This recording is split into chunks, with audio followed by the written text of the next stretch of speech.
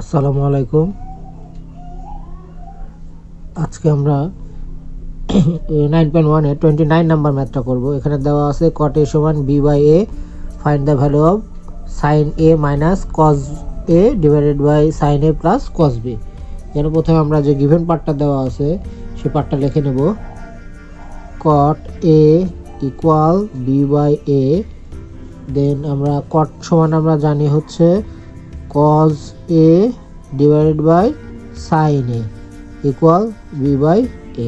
ওকে, আচ্ছা, তাহলে আমরা এখন বোথ সাইডেই অতিরিক্ত a আর a নিই বা b নেই। ঠিক আছে, উপরে আমরা b নেব আর নিচে নেব হচ্ছে a।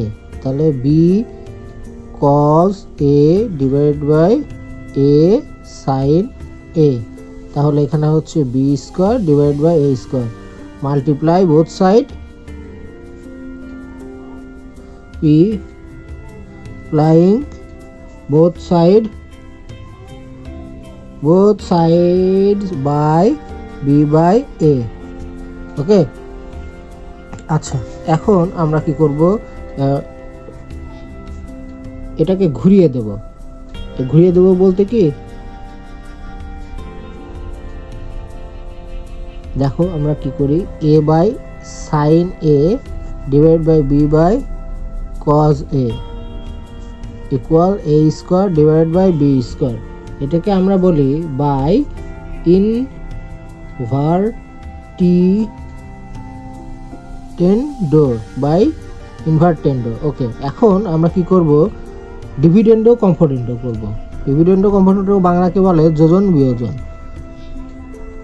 নিয়ম হচ্ছে এই যে উপরের যে ভ্যালুটা আছে ওটার সাথে নিচের